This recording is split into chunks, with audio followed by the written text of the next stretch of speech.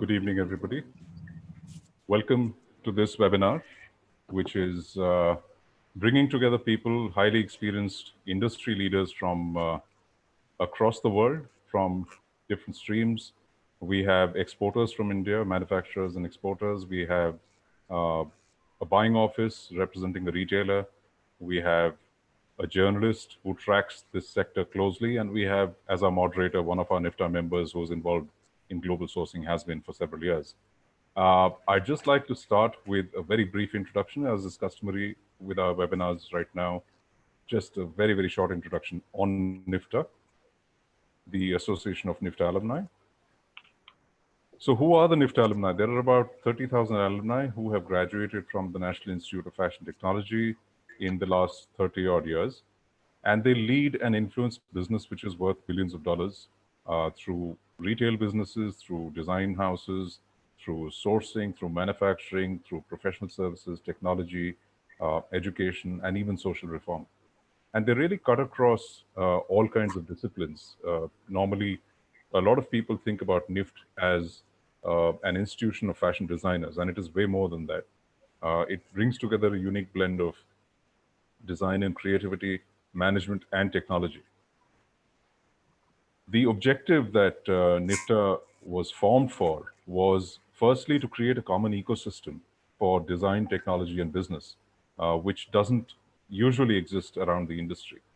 And the second is to set the tone for industry with forward-looking, groundbreaking projects and to allow for new ideas to emerge, incubate them, mentor them, use the massive amount of experience that exists in this network. And that's what NIFTA is all about. One such small initiative I'd like to mention just before we get into the webinar completely. There is a new project which has been launched, which is seed funded by some of our NIFTA members, which is to support directly those who are impacted by the COVID pandemic. The project's name is Divyasha. The concept is design and creative concepts would be contributed by the community to be converted into products, t-shirts, and masks. After meeting the manufacturing expenses, the proceeds from this would go towards paying an honorarium for the designers who have contributed the creatives, and the balance would go directly to as a donation to those whose livelihoods have been impacted by this COVID pandemic in the last few weeks. You can contribute your design ideas. Please check the NIFTA website for submissions. The URL is right up there. The entries must be submitted by 4th of May, 2020. You can give funds if you wish to also seed fund this initiative. You can also contribute some funds into Divyasha. And of course, once the products come out, please support by buying the Divyasha products because the proceeds, as I said, are going to a very, very noble cause. So without taking further time, I would like to hand over the panel and this very interesting discussion to Nitin. We are in a very unique position. There is a lot of turmoil in the market across the world. And once the dust settles, we see that there would be several opportunities as the market starts to reconfigure, as supply chains start to reconfigure. And I think we have a fantastic panel here to bring in perspectives from around the world, from both the supply side and from the buying side. So over to you, Nitin. Thanks a lot, Devanshu. I think as everybody can see, the major topic that we are going to be discussing today is resetting global supply chains. And we are specifically focusing today on India's big opportunity. As we all know what is happening in the world, the prediction is that the supply chains of apparel especially are going to be very rapidly changing.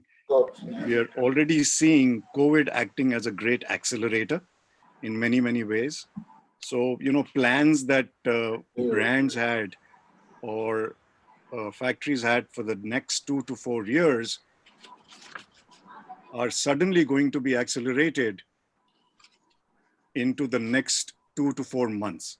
So I think there is a lot of tremendous action that is going to happen very soon.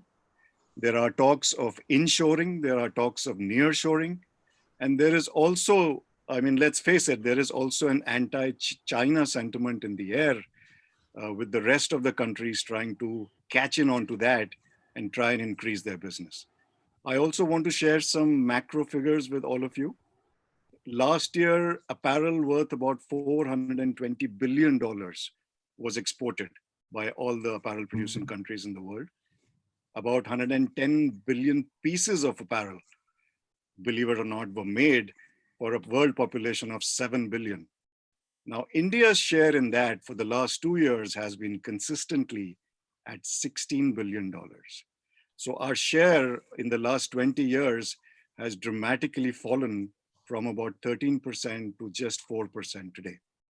And the funny thing also is that India exports another $16 billion worth of textiles. So, the whole interesting idea coming out of this whole COVID situation is, what is India's big opportunity? And I would like to now introduce our eminent panel today. We are joined today by Dr. Shaktivel. He's the chairperson of the Apparel Export Promotion Council of India, the premier marketing tool where all the exporters of India get together, and he represents that. He's also credited with putting Tirupur on the world map as a knit producing destination. So welcome, Dr. Shaktivel. Thank you. We have Eddie Hertzman. He's the founder and president of Sourcing Journal. Sourcing Journal, as all of you know today, is the premier publication connecting the world of retail and also the world of supply chain. So he is actually the one guy who's in touch with the entire supply chain in the world, as well as all the buyers in the world. So his views will be very, very important to hear. We have Arjun Puri.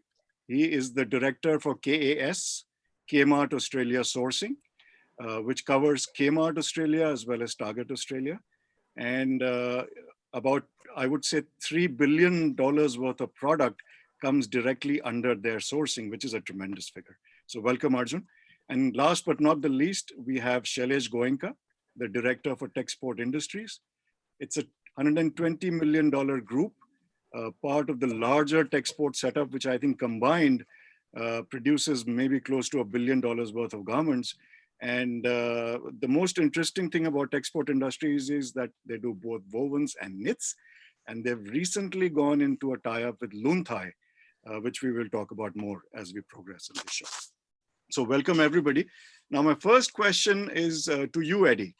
I think you're in a very unique position where you sit, because you are, as a publication, talking to the buyers and retailers, as well as monitoring the supply chains and what is going on in the world. So from your relevant position, how do you think buying and sourcing are going to change? We know they're going to change, but how do you think they're going to change dramatically looking forward? And do you think countries will reduce their dependency on China?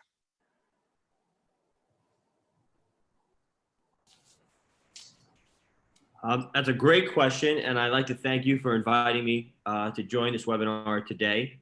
I think that the need to change procurement and sourcing was clearly evident pre-COVID, and now, as you said earlier, what may have needed to take place over 3, 4, 5 years needs to take place over the next few months. The biggest issue across this industry, if you talk to retailers and brands, was they had too much inventory. And I think a big part of that was because they were procuring still 6 months out, placing large orders 6 months out, and that entire model is going to have to change. There's too much capital tied up in the system. What we're going to see is smaller runs. We're going to see it just in time. That's going to reduce inventory liability. That's going to allow buyers to have a quicker read. So the concept has to be stop chasing the cheapest needle and start looking at total margin, not the margin you see on a piece of paper that you actually never realize. Because how do you start out with 70, 80% initial markup, and by the end of the day, you're in single digits, if not negative? Clearly, there's something fundamentally wrong there. So there's going to have to be a shift in how people procure. They're going to have to buy, as I said, probably more SKUs, less MOQ per SKU. If something's working, they're going to have to be able to get back into it very quickly. If it's not working, they don't have that huge liability. And it's going to shift the relationship with the vendor community, because vendors are going to now have to be able to accommodate those different volumes of buys. They're not going to get 1 million widgets for $1 CM. But I think that this is the only way forward. Will there be some products short manufactured closer to home? Yes, but I think every country still has its strengths and its weaknesses. And if we see anything throughout this, is agility and diversity is key. I think that you make an interesting comment about China. There's clearly an anti-China sentiment around the world, and I don't want to make it political at all, but that's the reality. But ironically, right now, with India on lockdown and Pakistan on lockdown and Bangladesh on lockdown, who is getting a lot of the short-term orders? It's China. Right. And I think what happened in COVID is a lot of people have been saying we have been diversifying out of China for some time. But as soon as COVID hit, the manufacturer in Vietnam who was reliant on the raw materials in China, well, he got squeezed. Or the person in Ethiopia that needed the fabric, they got squeezed. Or even the vertically integrated retailer that needed the trims from China, they got squeezed. So I think what we're seeing is there's still, even for those that have diversified outside of China, there's still a huge dependency on China. And we're going to have to think about how to reduce that dependency completely. I think these are all excellent points.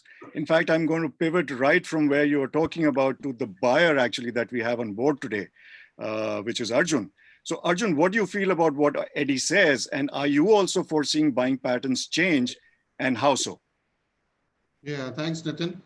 First of all, thank you for the invite. I'm really pleased to be on the panel tonight, and excellent opportunity to share my views. Before I actually begin to answer the question, I'll take the liberty of just giving a very quick 1-minute introduction about KGA, because we are that little known Australian brand not many people know of. So KGA, which is Cash Group Asia, as you pointed out at the beginning, is short for Kmart Group Asia. We are the direct sourcing arm for 2 Australian retail businesses, Kmart Australia and Target Australia. We are part of the Wesfarmers Group, so that's the listed entity who own us. They're listed in the stock exchange in Australia. They're about a $29 billion business. In terms of sourcing, like you mentioned, we are close to about a $3 billion business. We've got about 900 team members spread across 6 offices in Asia. And we provide the gamut of services, everything to do with quality inspections, ethical sourcing audits, merchandising, all that stuff. Roughly, give or take, we ship about 900 million units of product every year from Asia back to Australia and New Zealand. And we work with about 1,300 factories, right? So that's the Cash Group Asia business. We also have a global capability center in Bangalore, which I help manage and oversee. So those are the 2 components. So jumping straight into the question, Nitin, and yes, to begin with, I do agree with Eddie, right? And one of the points which which resonated with me was the fact that retailers sit on too much of inventory. So that's bang on, right? That's a big problem. And if you see really what we've had push-based supply chains, right? Where there's a lot of inventory, we place our bets early and we push inventory through the system, and the inventory has nowhere to go but land up on the shelves of the retailers, right? And then for some reason, and a pandemic like this happens and inventory stops moving, and then you get into the slow death process, right? So the fact that retailers are facing a huge inventory issue is definitely one of the challenges, and that has to change, right? That's been a big realization for retailers. The other things which I think are going to change is clearly there's going to be a big consolidation, both on the retail side as well as the supply side. Not every retailer which is entering the crisis is going to exit. And every supplier which is getting into the crisis is not going to be around when the dust settles, right? So there's going to be a big consolidation, in my opinion. We had a demand-supply gap to begin with. I think that's just going to get more accentuated, right?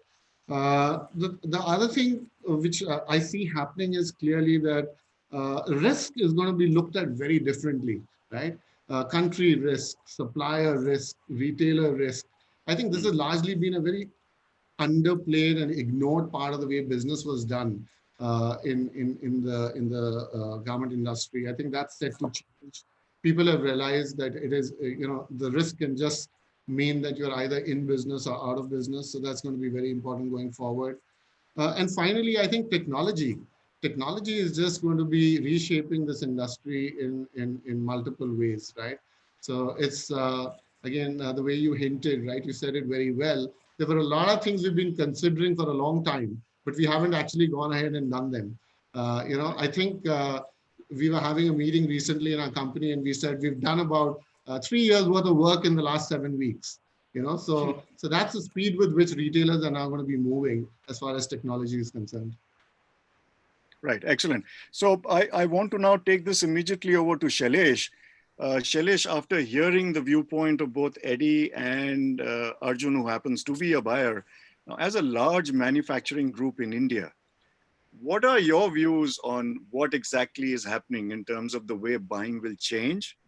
And where do you see the opportunities for a player like you and for similar players? And I'm just focusing on India right now. Correct. So firstly, pleasure to be here on the webinar. I see this, I believe every adversity contains within it seeds of opportunity and growth.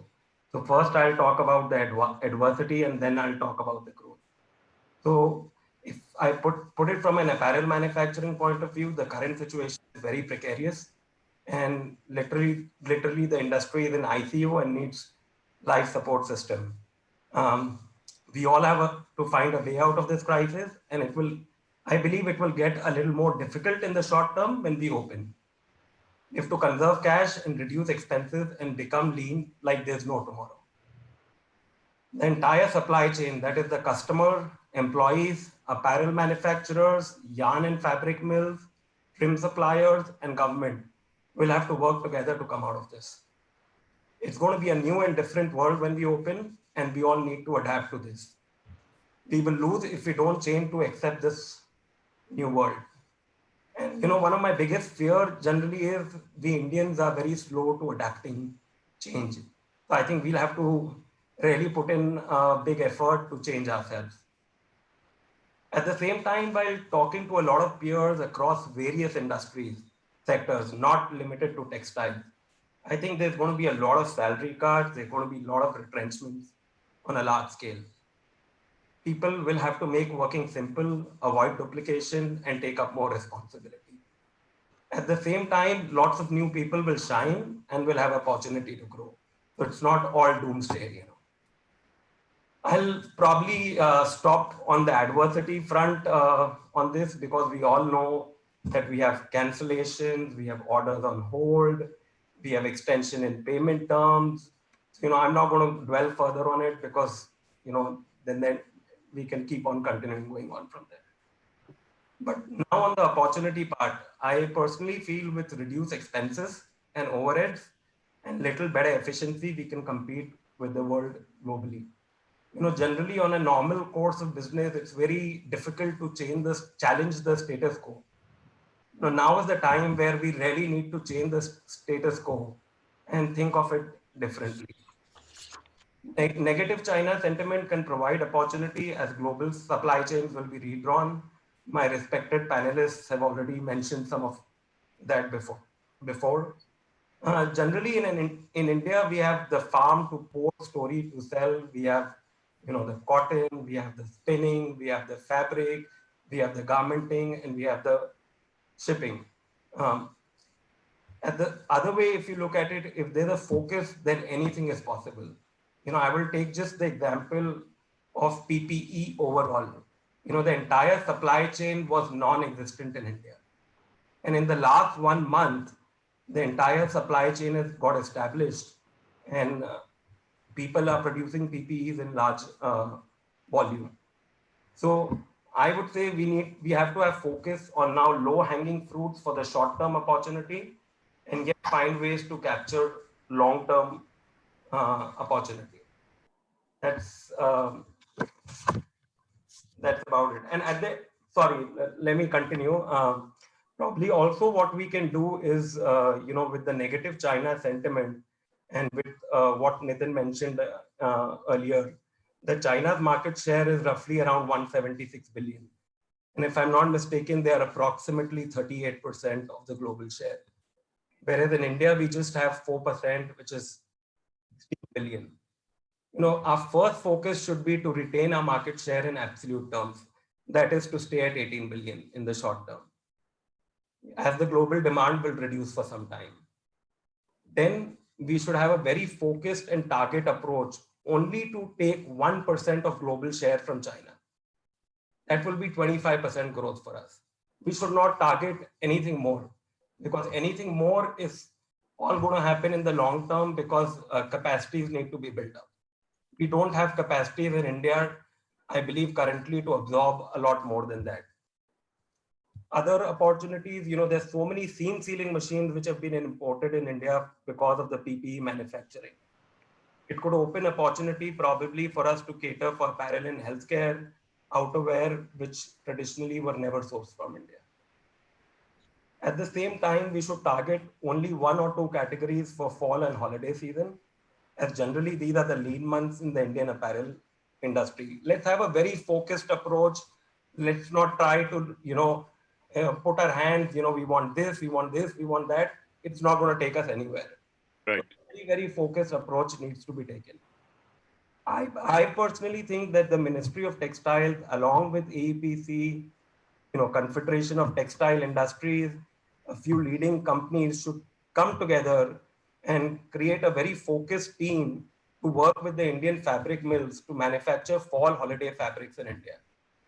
We should do market study to identify fabrics and then bring in experts who could share the knowledge to manufacture them in India at the right price and right quality.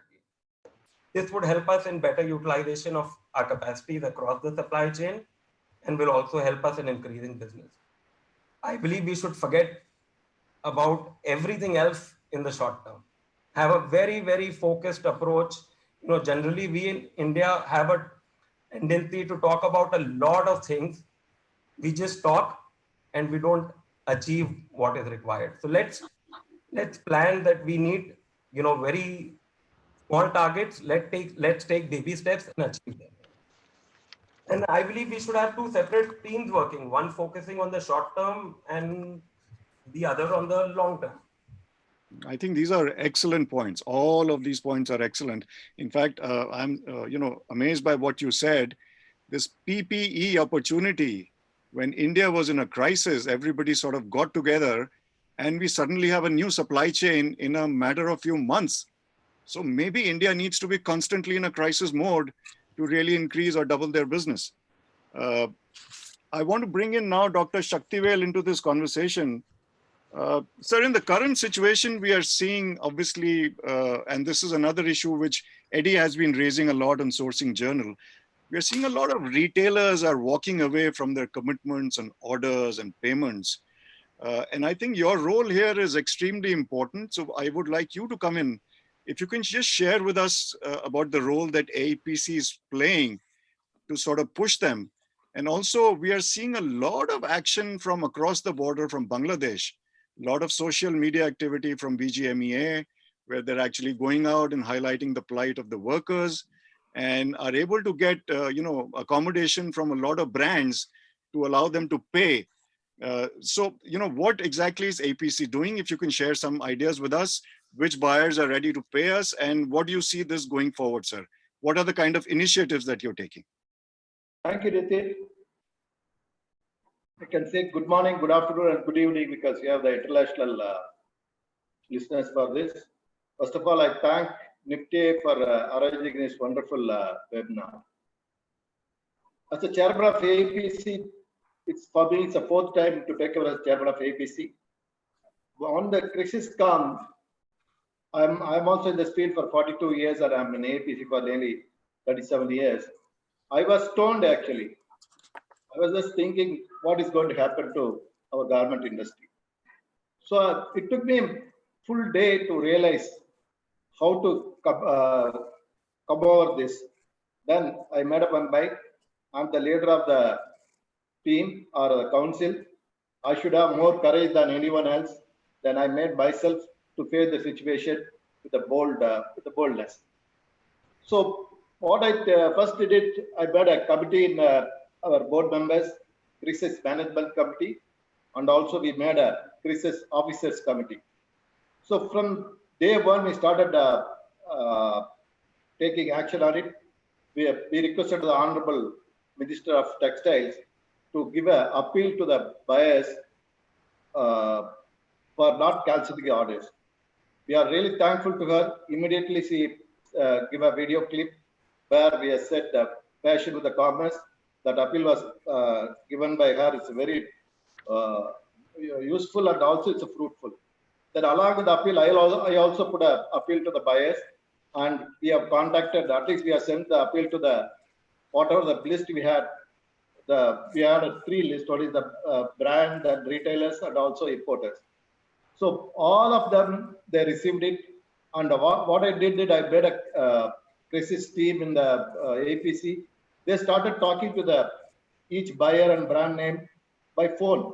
So they took nearly 10 days to talk to most of them.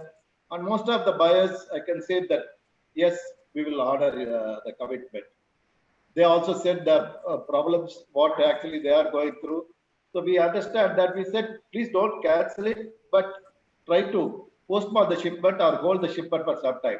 So to some extent, they agreed. Then we talked about when we see the BGM, Ms. Rubna's appeal to the buyers and their action, then immediately I thought that I should also talk to her and make a relationship with Bangladesh. Then I thought I'll also make a relationship with the Sri Lanka also. I talked to Mr. Rahel of Sri Lanka Apparel Chairman. So I made a good contact with them. And Ms. Rubna is a very positive lady. She said, yes, Mr. Shaktivel, we will work together. And even last week when the Star appeal has come, then I requested her, please take India also as a part of Star. So she said, yes, she will come back to me. But she is very positive. I think she'll be come back to me and will be soon part of Star. Then afterwards, I had to create a lot of video conference with our Commerce Ministry, Textile Ministry, and other ministries to urge government what are things we need and what are the action they have to do. Then I contacted Buyers Association. There also we had a 2-3 video conference. Then the buyers with the brand names, they are also agreed to honor their commitment. Then I contacted Ethical Trading Initiative because we had a good relations with them. Then they also came on the board and along with the brand names. So I could convince the brand names through ETI that what we need in India is their support and also the buyer support. The ETI also said definitely they will talk to the buyers and come back. And most of the members in the ETI, they agreed to pay our bills. And afterwards, I have talked to the ILO. Then I thought I'll establish a relations with the ILO. Then last week we had a video conference with the ILO. ILO also understood our problem and they said they will take our issues with the internationally. So these are the steps immediately AEPC is taken. Now I'm confident this crisis is going to be the opportunity for us very soon. So Eddie, I want to bring you in here because again, Mr. Shaktivel, Eddie has been bringing a lot of this on his journal. If you can just take a couple of minutes to just review what Mr. Shaktivel has said. You think the idea of Bangladesh, Sri Lanka, India coming together and jointly talking to buyers is a good idea? You know, I think, you know, as you mentioned, I've been very vocal on this matter. And I think the problem is that we are seeing the retailers and the brands pitted against the factories. And if you think about a supply chain, it's a chain, right? You're only as strong as your weakest link. And if you break that, we have nothing.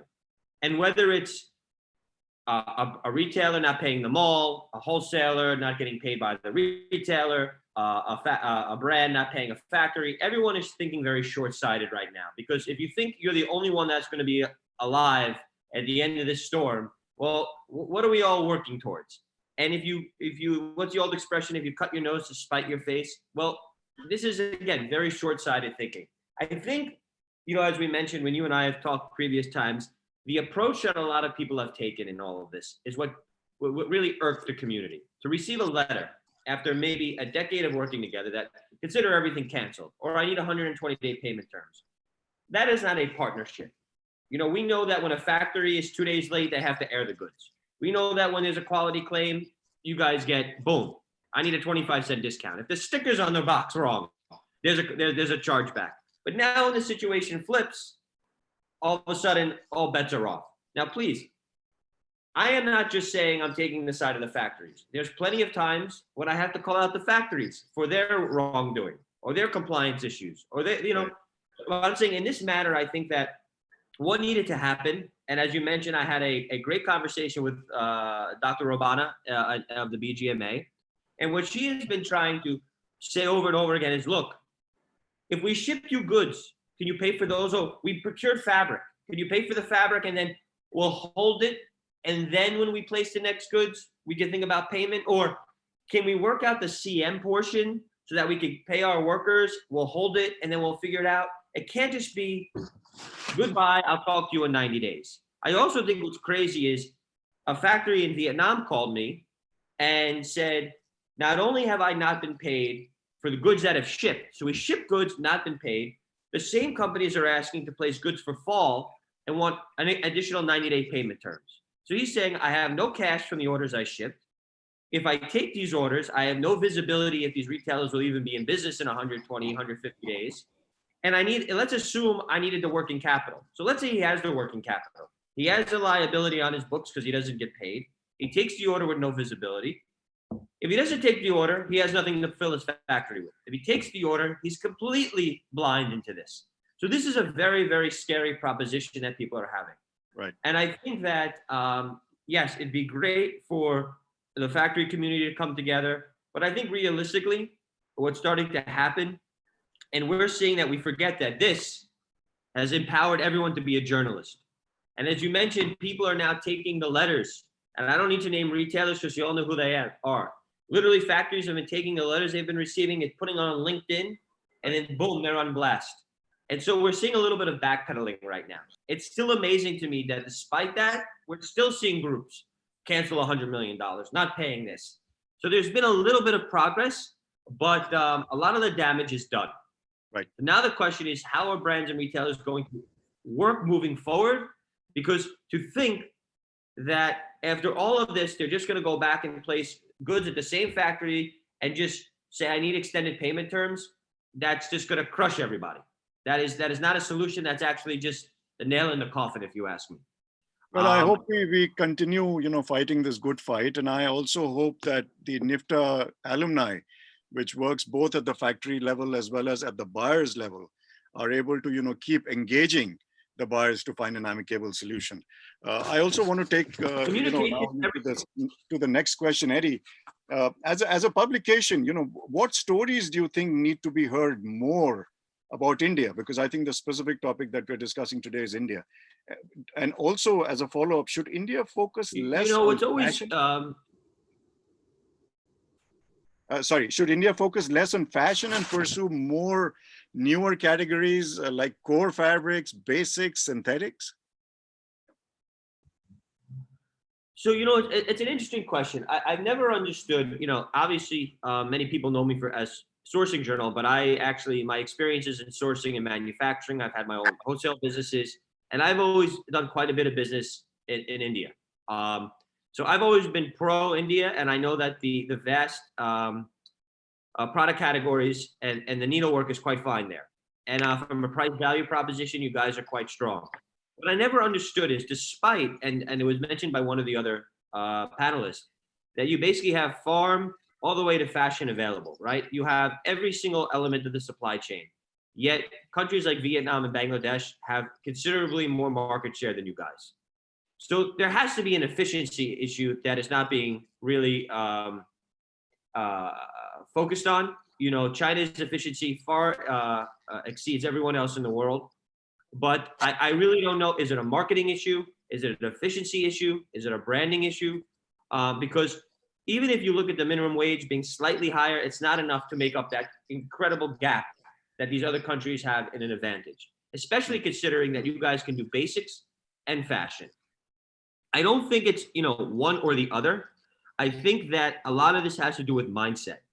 And as I mentioned earlier, what India has to think about, and this I would say this to any country in the world, is the factories are going to have to change their setup. If you're waiting for a buyer to call you and just say, here is, 100,000 pieces of X, I don't think that's that's wishful thinking. I think the people that are successful today are that factories buying houses are going to have to really take on the role of design and product development. And if you could go to the retailers and show them, here, boom, here's 5 jeans, here's 5 knits.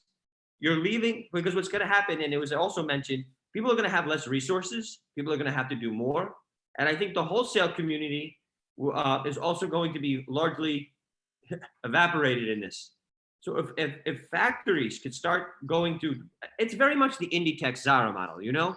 A factory goes, here's 5 knits, boom. The amount of, like you said, the knits that come out of Tirupur are top of the line. You know, the handwork that comes out of the north, the sweaters. I mean, I don't necessarily agree that it has to be one product category. I think you guys have a lot of strength. It just has to be marketed differently and presented differently. You have the Arjun, capacity, you have the talent. Sorry, what do you think about that, Arjun? As a buyer yourself, you're buying from, you know, most of the Asian countries. Yeah. Do you agree with what Eddie says? And what do you find in terms of differentiation when you buy from, say, a Bangladesh or a Vietnam or China or in India? Yeah, no, a couple of things which Eddie said definitely resonate, and I'll come back to that later.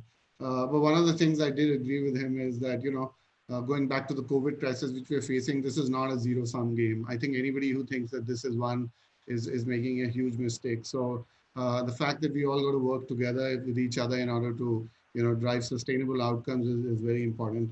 But coming to the specific question, so by the way, I'm a great one for looking at the competition, right? So for a moment, if we all say that we bat for India, so let's look at the competition. I think we'd all agree that the two biggest competition, the countries which are doing the best are probably Bangladesh and Vietnam in terms of pulling business away from China, right? So I went back and looked at some export numbers, and this is what I found, right? So I went back right up to 2004. So 2004 was when quotas were coming to an end, and it was becoming more of a free market economy in terms of where you could buy from, right? So if you see what's happened between 2005 right up till 2019, right? It shows you some very interesting pointers, right? So one of the things you got to keep in mind is, when did Bangladesh actually get the GSP benefit? It got it in 2001 from Europe, but it wasn't until 2004 that quotas went away. So the first thing I want to present in front of the audience is that what happened to Bangladeshi exports from 2004 to 2019? Well, they went from $4.5 billion in 2004 to $20.5 billion in 2019. So the point I'm trying to make very humbly is that trade treaties do have a huge impact on country exports. So you cannot disregard that, right? So that has been a huge part of the growth story in Bangladesh. Europe now constitutes 60% of their total exports. So that's a big number. The second thing which I want to bring forward is this fascination for US and European business. I think this has to end, right? If you scratch the surface and you see what Vietnam and Bangladesh, where do they export to? So you'll realize that Vietnam has actually exported in 2019 $15 billion worth of clothing, and they've gone to places like Japan, Korea, China, and Russia.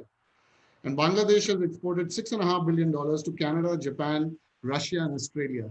So the corresponding number for India is extremely small.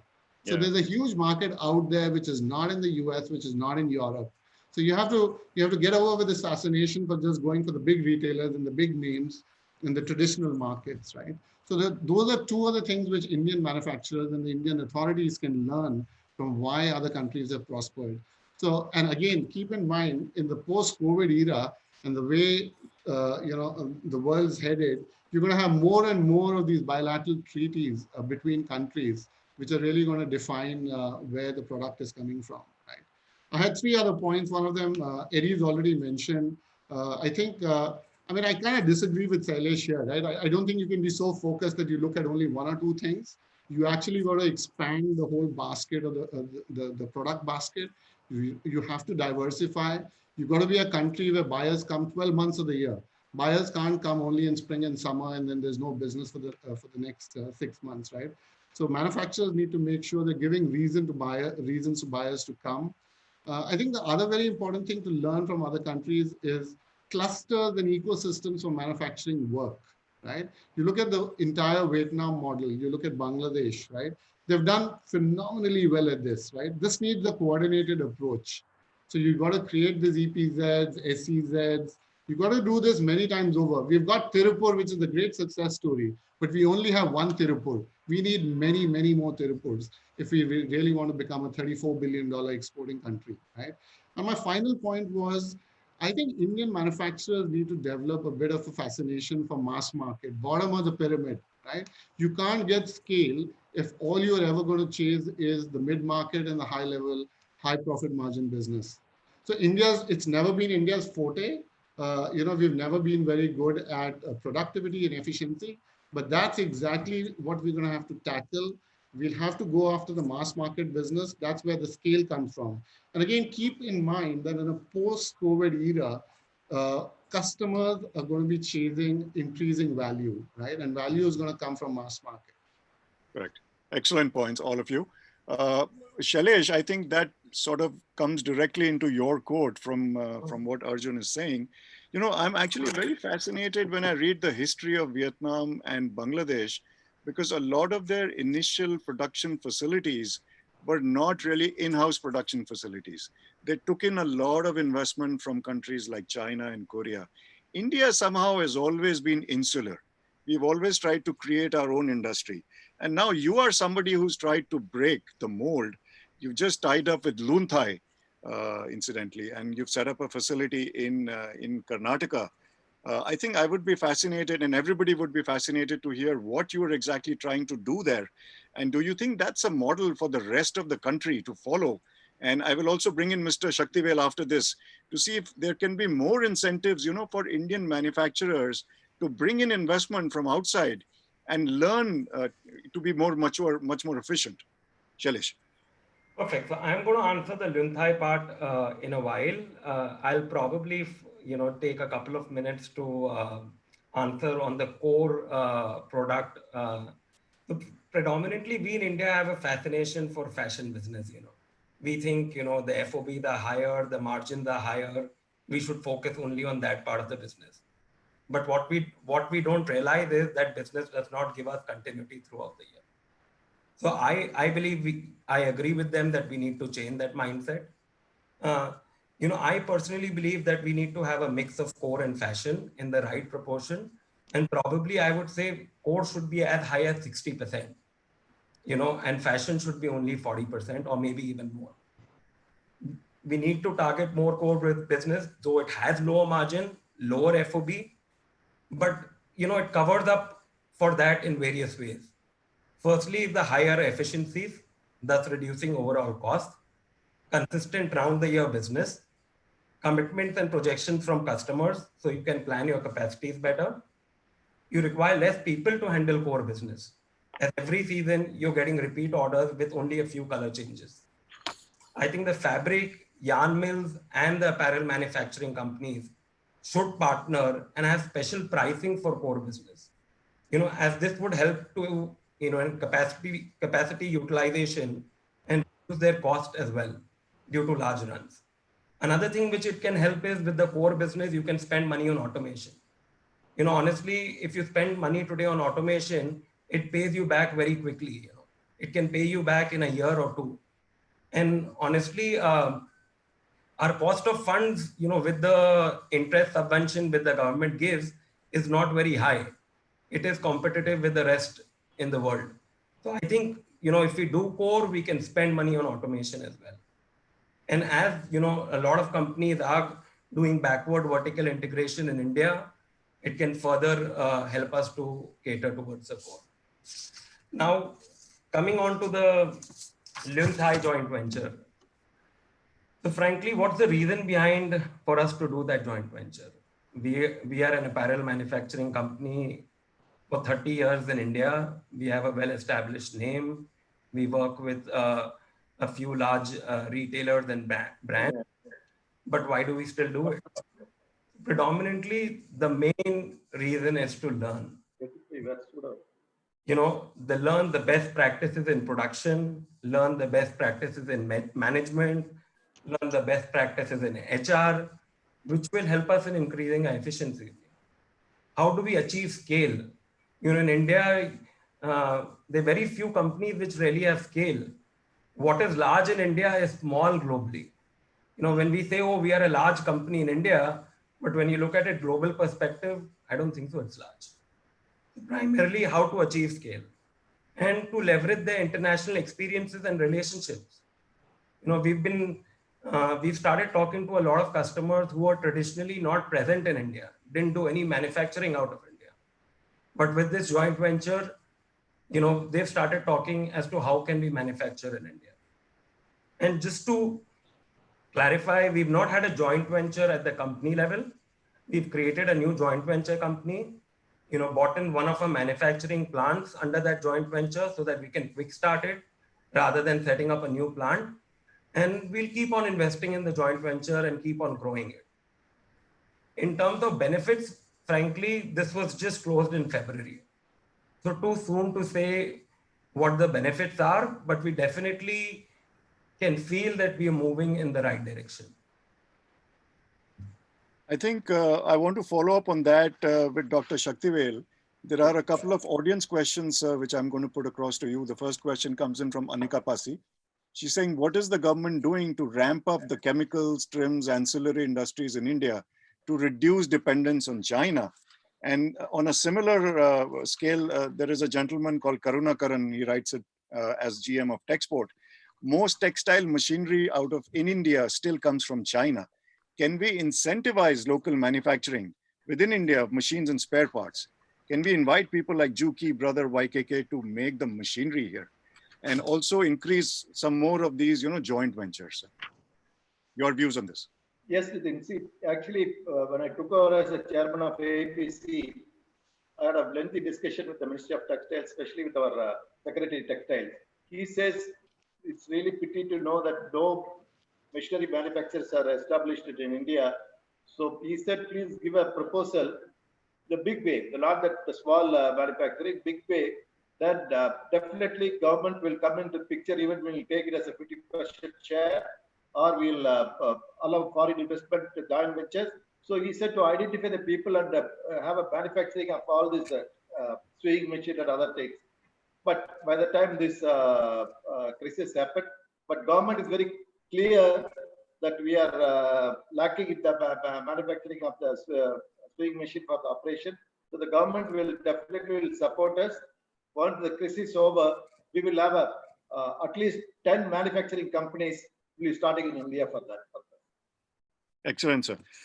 Eddie, on that point, when you talk to the retailers and brands at your end here, I know you mentioned, you and I have spoken about this earlier, they mention efficiency as a major issue. So we have the same kind of, like you said, wage structures, but the efficiency somehow is not there.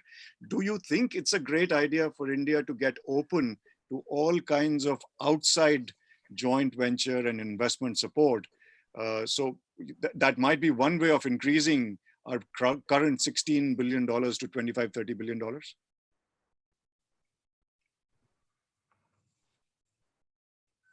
I mean, if we just look at some of the other countries and the ways that they've been able to quickly grow, whether it's Bangladesh or Vietnam or some of the African countries, they've taken quite a bit of investment from China, Korea, Taiwan. Those are the groups that went in and set up the factories, and I think they have a strong understanding of efficiency. They understand how to build factories and run them effectively. So I think that's why you see some of those countries grow in an effective manner.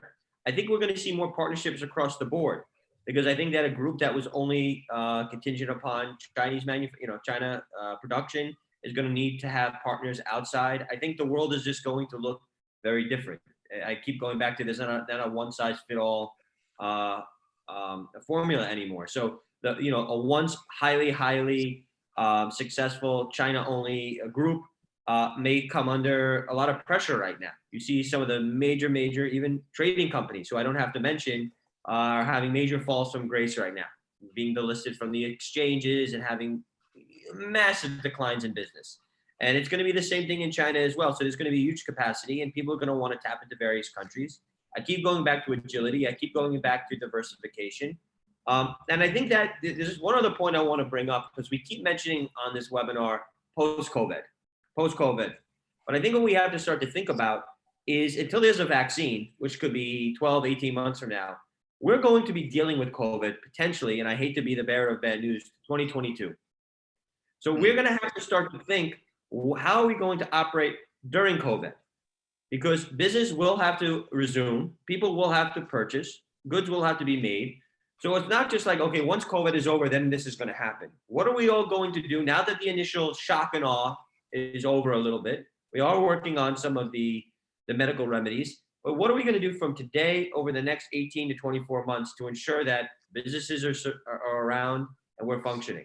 And I think that's a very important thing that businesses are going to have to think about, because it's not going to be a miracle like this and everything's going to be perfect. Right. Excellent points. My next question is sort of for both Arjun and Shailesh, and I'm going to pick up a couple of audience questions. So Arjun, what initiatives do Indian vendors need to take to, and it's more or less along the same lines, to take advantage of the impending China fallout situation? This is from Sandeep Das, Apparel Director, 47 brand in London. And the next question comes in from Charat Agarwal, who's the director at Alpine. What innovation do garment factories need to do to stay relevant and competitive post-COVID? Yeah, so I'll probably take the first stab at this. I think everybody's faced with a myriad of choices, right? I mean, there are so many things you can set out to do. But coming back to one of the points Shailesh made, it's all about focus. You've got to hang your hat on something, right? So kid yourself not, the reason why Vietnam and Bangladesh, surpass us in garment exports is because they offer better pricing, better value than Indian manufacturers do, right? So I think we got to dig a stake in the ground. We got to figure out what are we going to go after. And I think if we say we're going to go after productivity and efficiency, then we really got to do the best at that. And that's going to be our chance at actually getting out of this crisis, right? So again, to Eddie's point, yes, China, and people are considering different alternatives out of China. But if you wanted a guaranteed outcome at this point, China is pretty much the only other place you can go to with this, right? Or you can go to Vietnam and you go to Cambodia, because those are the three countries which are doing a great job of managing the pandemic and the crisis. So I think India has to be very clear that in this next little while, in the next couple of years, I think if they really need to go after productivity and efficiency, that's my sense. They got to go at it hard. They got to really be very clear that they're offering the right value to customers. Otherwise, this opportunity could go as quickly as it seems to be coming our way. Right? It's not going to fall into our lap. There are no givens. We have missed the boat once before. It's happened. India was going to be the next big thing, and it went the other way. It went to Vietnam. It went to Bangladesh. So yes, the opportunity is there, but it's what we make of that opportunity. And I think just buckling down and making sure we're doing the best job at productivity and efficiency is pretty much my suggestion. Right. It's also very weird because, India, unlike Bangladesh and Vietnam, also produces tons of textiles in-house. We, in fact, export about $16 billion worth of textiles. So, Shailesh, what is the lacuna? Where is the disconnect? If we can somehow marry fabrics with manufacturing and bring in efficiency, don't you think we can double the exports that we have currently? Definitely, we can move ahead. As I said, we will take baby steps. Doubling the exports is not going to happen overnight. We need to build capacities of it. But what incremental growth can we have? That should be our focus. So I'm going to divide it into 4 parts, which I'm going to talk about. First is execution. Second is speed. Third is digitization. And fourth is sustainability. On the execution front, Arjun has already spoken about the efficiencies.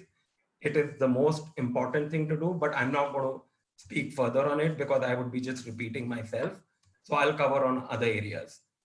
I think one of the things is that we need to align to the customer's needs, and that should be our prime and only focus. Second, we have to change our habits. We need to undercommit and over-deliver. I think we really need to change our in this regard. And I think it is one of the prime reasons where buyers fear for committing large numbers for India sourcing.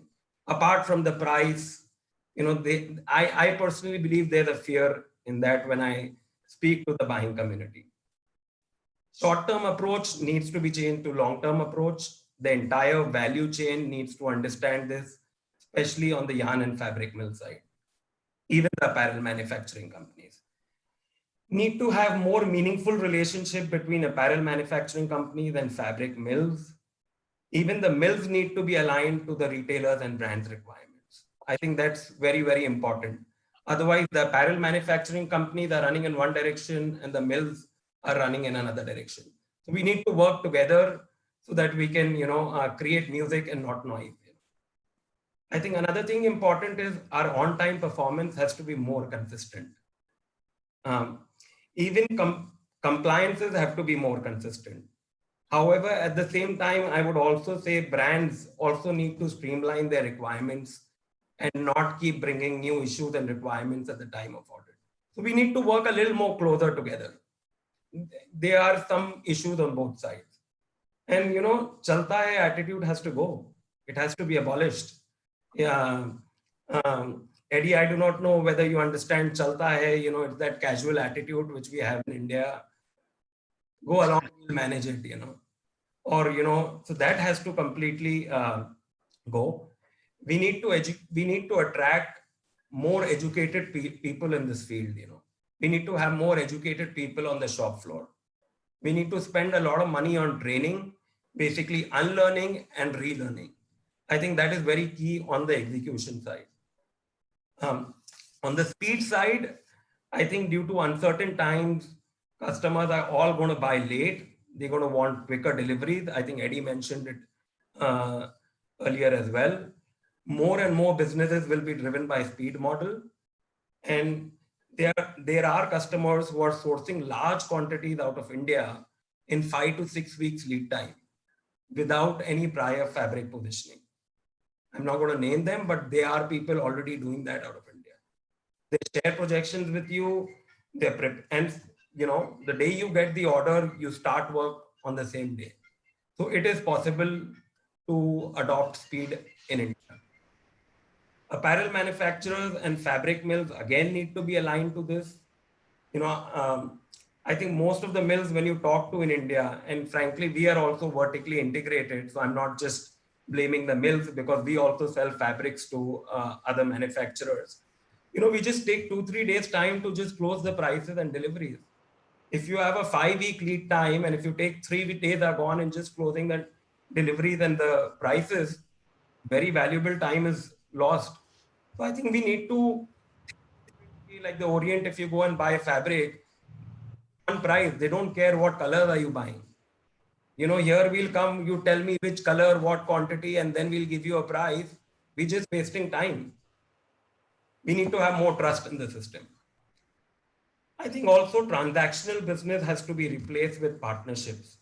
The way I see, probably Arjun again mentioned that, people are going to work a lot more in depth going forward. I think we need to replicate that in the partnership with the apparel manufacturing companies and the fabric mills in mind, and keep the interest of the entire supply chain in mind. Every brand and retailer has different requirements, and we need to keep working those in mind. One way might not be applicable to, all the brands. So we need to adapt a little better to what they need. I think just last thing I would speak about is digitization. I think one of the questions which you said that what do we need to do in India? I think somebody put up a question, I think there's going to be a completely different way we work when we reopen. Arjun, if I'm not mistaken, you would have mentioned that, we did so much of work in the last 3-4 weeks, which we didn't do it in 3 years. And, I think a lot of it is being spent on digitization. Earlier, it was just a fashion word where everybody spoke. A few retailers took it very seriously and implemented it, but most of them just spoke about it.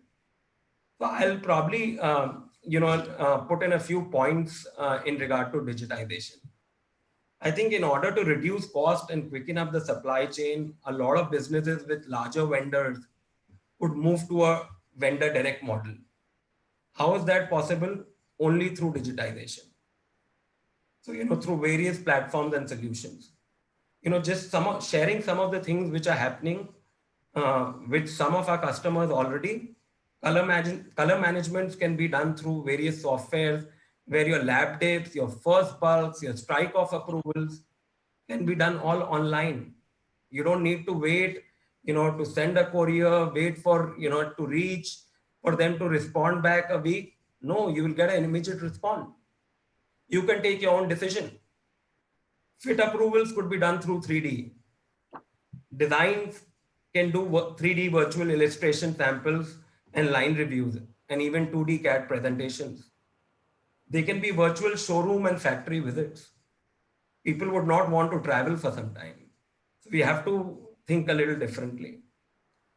All this above will reduce a lot of wastages of resources like manpower, traveling, courier, and bring in tremendous speed in the system. I think what all the manufacturing companies need to do is what platform are their customers going to be working on, or are they working on? Because we need to have the same so that integration can be done better. At the same time, there are companies who have invested already in this and are ahead of the curve. But I think the rest of them need to get their act together. I think it's going to be a new prerequisite of doing business going forward. But Shailesh, the Indian industry, actually, if you look at it, where we found success is in the pharmaceutical industry, in the auto part industry, in the IT industry. And we've actually scaled up and brought in efficiencies very rapidly. So what is stopping the apparel industry from following those same examples? If you can just be brief about it, just a couple of minutes. I'll just put it, we are used to the fashion business, where we see higher margins, higher FOBs. So we are happy, with even being a little inefficient, we can make money in it. So why focus on the efficiencies? That's a good point. To grow the pie, it's very important to focus on the core business, and the core business will not come without efficiencies. I'll just share, I look after the knits part of the business and Texport, and I can share with you 50% of my business in the last 1 year is all core. And I see probably in the coming year, it becoming even 70%.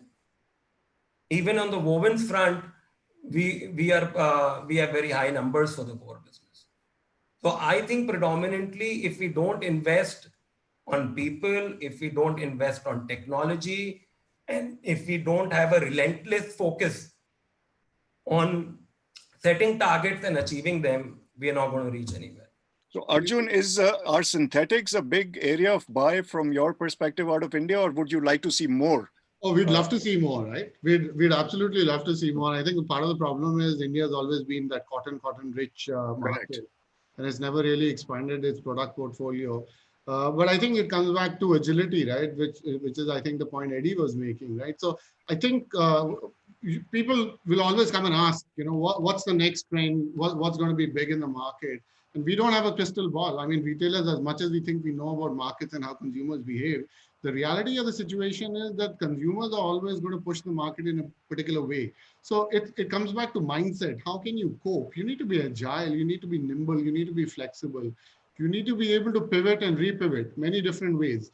If you're just going to be the one-trick pony who does cotton-rich products, I'm sorry, it's not going to cut it. You're not going to get to $34 billion that way, right? Right. So what can help us? I mean, I think we need to recognize that we are not good at mass market. We are not good at productivity, efficiency. We need help.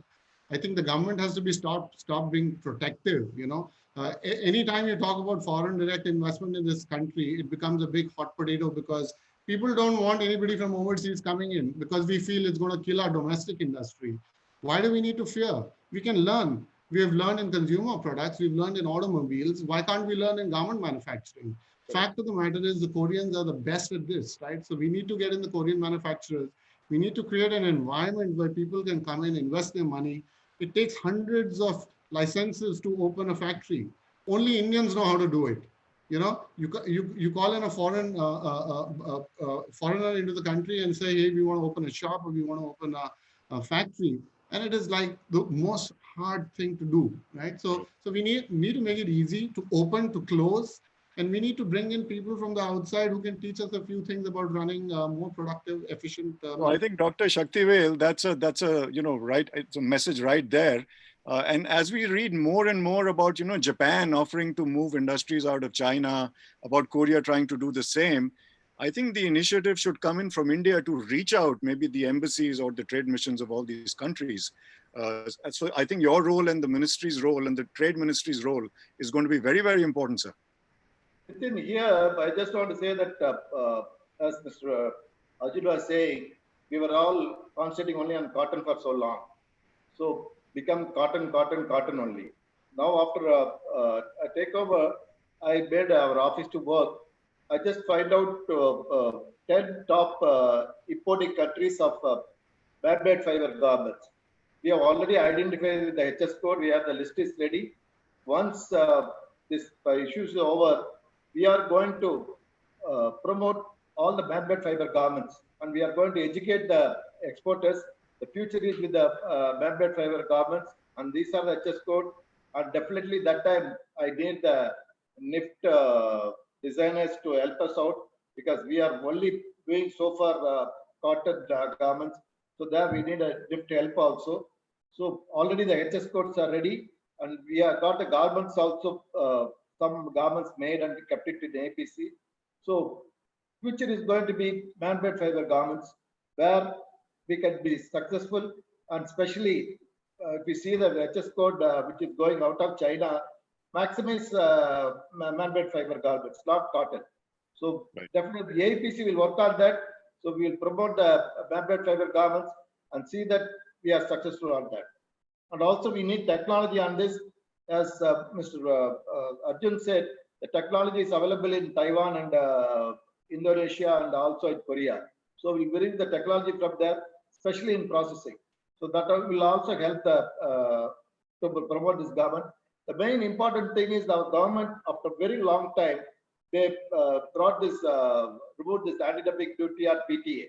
So the price of polyester yarn is equal, international price is available in India also. So this is a big help from the government, which we are asking for so long. And the PTA will help us out to get the yarn manufactured or get the price of international price at India itself. And also fabric also, Reliance and other 2-3 mills are a big manufacturer of fabric also. So the future is going to be for India, the government is going to be only polyester garments. Excellent. So I think we have a lot of, manufacturers ready to do certain things. They are, obviously looking to government support, which I'm sure your cooperation will be helpful there. The last question I have for today is from an audience member, and I'm not getting the name right, but what they are saying is more or less along the same lines, that they tend to see a lot more of BGMEA than they see AEPC. So, sir, I think the request is that we need, I think, India to be much more aggressive in a way of promoting India, and whatever help, NIFTA can do, because again, you have 30,000 alumni scattered all over the world. We are very happy to do that. We also have Mr. Eddie Hertzman here, who would also be happy to help. So I think definitely from your end, sir, if you can give us a little more idea about what AEPC's plans are, and I think maybe we need to go a little more aggressive in repositioning India. Actually, when I talked about this man-made fiber garments, we are not well versed in that polyester or a polyester viscose or a combination of blended. So we need this fashion, which fashion is going, where it's going, and what country is buying. So this help AEPC is going to provide. Once with that, NIFTA comes into some collaboration with the AEPC, we will develop all this kind of garments and give to the our member exporters that this is going to be the future. Please follow this article to market these articles in the future. Thank you. So I think, guys, we've stepped our time by about 10 minutes, but I think it was a wonderful. Yes, go ahead, Eddie. I'm sorry to interrupt. I just wanted to leave. I just have 2 points that I think is very important that I wanted to bring up. Please. One is, while I do agree that we're going to see consumers purchase a more minimal, have a more minimal mindset, and that may lead itself to core, I've always found core to be a price-driven commodity. And I think that's when you see buyers jump around a lot. I think we have to think about value proposition. and what's the future going to look like? And we talk about, masks and stuff like that. But I also think about, we were having some brainstorming sessions. When a consumer goes out to the gym now, are they going to have antimicrobial technology in their yoga pant? There's Microban, and there's textile companies that are actually going to have a lot of these performance characteristics. So when we think about product development, what can we start to bring to the market that consumers are going to want, and how can factories and how can textile mills have a point of differentiation? So that's one thing I want just to consider, is that I still think having a point of differentiation is going to really separate a factory. It's a factory to factory thing. Just a white t-shirt, then it's going to be $1.80 versus $1.78 versus $1.76, but product differentiation. The second thing I just want to leave with is, I'm hearing from the US, and this could be US, but it's probably a global concern, is that in New York City, where I am, one of the most capitalized, the best medical technology and doctors in the world, we had a very difficult and continue to have a hard time containing this virus. And so there's a big, big concern that in the developing world, what is it going to look like? When we say social distance and stay in your apartment, I understand, because I've spent numerous, I've been to the South Asia probably 100 times, that is a luxury that many of us don't understand. But when people are placing their orders right now, or in the future, there's going to be a concern. If there's an outbreak, how do we ensure that these whether it's Bangladesh, whether it's India, whether it's Pakistan, how are we going to ensure that these deliveries are going to be met? And I would say to the factories that transparency and open communication is going to be very important. We don't want to see the business go back to China, because people feel that, as was mentioned, they're a little bit of safer bet. We have to calm the concerns of the buyers. And if there is a problem, we have to have contingency plans. We have to have multiple, places to procure fabric from. This is a time more than ever. Like I said, COVID is not going away tomorrow. We have to work together, and we have to be open and transparent. Absolutely right. Perfectly good points. Now, before I ask everybody for their final comments, I also want to remind everybody, I think we may have missed that in what Dr. Shaktivel said, that AEPC does have a MOU with NIFTA to work together. And I think we can go on increasing that MOU part of it. So final comments, I can start with Eddie, with you. I think I may have just made most of my final comments. I think that, as I mentioned, I do think that this is maybe depressing to think, but I think we're going to see a lot of consolidation in retailers and brands. We're going to see a lot of consolidation from the wholesale community, and a lot of consolidation in the factory base. I think that's just going to be a harsh reality of what the new world is going to look like. I do think there's going to be opportunities. There's going to be white space. That's why I brought up some of these performance type of garments. And I think people are going to demand other type of things. I think we have to think about, as I mentioned before, factories and factory groups should have the ability to work more directly with the brands, and potentially start to thinking about how can they work directly with the consumer. A lot of you guys have the design capabilities, the product development capabilities. I think that the old model of selling to a wholesaler that sells to a factory, to a retailer, you guys have a lot of strength in this. And I think the dynamics of the power shift has to change. Don't rely on the buyers coming to you. You need to come up with different, interesting product, deliver the product, and let people pick from that. Excellent point. Shailesh? I'll just probably say a few words quickly. Survive, partner, learn, consolidate, and wait for the opportunity to grow. Thank you. Arjun? I've got just one point, right? I think I'm going to make it really real for the audience and for my panelists. I represent the buyer side. So I'm coming back to the fact, you look at the state of the economies all across the world, right? Everybody is suffering with the amount of people jobless in the US, similarly in Europe, the hundreds of millions of people who are either in salary cuts. It's going to mean that the amount of money people are spending on discretionary items is just reduced, right? Nobody is in a position to estimate how badly it's going to be impacted, but let's all agree on the fact that it will be impacted quite considerably. So where's that going to leave us? It's going to leave us in a buyer's market, right? So there is plenty of capacity which is going to be going around in every country. So buyers are going to have a lot of choice. They could choose to go anywhere. So if India wants business to come its way, it's going to have to make sure it is meeting requirements.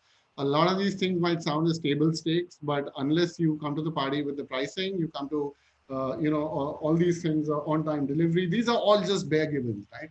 You have to do this. You've got to then build on that, right? Where do you come in and offer plus plus, right? So it's going to be design, it's going to be sustainable fabrics. All these things need to be done. Otherwise, it just might be another case where we miss the bus again. Thank you. Dr. Shaktivel. Yes. See, the biggest challenge for India is our competitive that is got a duty-free status. So I'm going to work with the government that we should have a FTA with the Europe, UK, and even I told our commerce minister we should try for the FTA with the USA also. And other than that, Australia and Canada, we want to have a CEPA. Actually, dialogue has started when our Honorable Prime Minister went to Australia and Canada, but it's not happening now. So these things I'm going to concentrate from AEPC that bring FTA with most of the countries and plus CEP with the two countries. And the other thing is now the marketing is going to be only virtual marketing for maybe another 1 year. So there we are going to concentrate. There we need support from NFTA, and also we are going to get the support, support from government also. So the future is going to be virtual marketing for maybe 1 or 2 years. So AEPC is going to concentrate on that also. So these are the things AEPC is going to do immediately. Thank you. Thank you, everybody. So I think we get the message from everybody. We've got a lot of ideas from the whole pool of panelists. The business is obviously not going to walk into India. We have to create opportunities to go and grab the business. But we do have a tremendous opportunity in terms of the PR. Right now, I would say, and I'm just talking of the US right now, India was able to help the US by sending in hydroxychloroquine by the tons. I think we can ask for a return favor, and that return favor should be maybe increasing our apparel business. So for that, I need the manufacturers to be ready and get more efficient. Thank you very much, everybody, for joining in today. And we would like to say namaste in the end. Keep rooting for India. Thank you. Thank you, Nitin, for arranging this wonderful webinar. Thank you. Thank you, sir. Thank you so everyone. much. And thank you to all the audience for joining. Thank you so much, Nitin, for hosting the seminar. The webinar was actually, I think, the biggest value we had was keeping it real. I think there were some very real solutions being talked about. This is really a time for resetting our thought process. There's a lot of turmoil, but within that turmoil is change, and the change actually creates the opportunity. So if we can sink the roots in deep, if we can strengthen the foundation, we can prepare for the future. It's very important to look to the future at this point of time because we have a lot of people in a lot of pain, from factory owners to employees to the workers who actually produce the clothing. So we need to look beyond that. We need to be able to see the future, I think. And this conversation actually, I think, was very, very important. Having the buyer, the suppliers, and the channels to communicate, I think, all on the same, around the same table. So I'll just close this session with just 2 or 3 announcements quickly for the audience. Firstly, the sourcing journal. Thank you, Eddie, for this. Eddie has actually offered 50% off subscription to NIFTA members, and we'll email you the promo code shortly. That's an incredible gesture. I think if you are looking to save costs but still keep up with what's going on in the industry, I think you should find this very, very useful. The second thing is I just want to actually show the fact that there are a lot of people behind the success of these webinars. These are the team. This is the team that is working towards making these webinars successful. They're spending, I don't know, hundreds of man and women hours every week to make this happen and to bring so much information, so much insight, and actionable insight to all of you. Thank you, everybody on this team, for making this work. And finally, the next webinar that we are having is on Wednesday, 29th April at 7 p.m. Indian Standard Time. And this is going to be focused on brands and the evolving opportunity for brands around the world in different markets. So stay tuned for that. Do register. We'll be sending out the registration details very, very shortly. Thank you so much for joining us.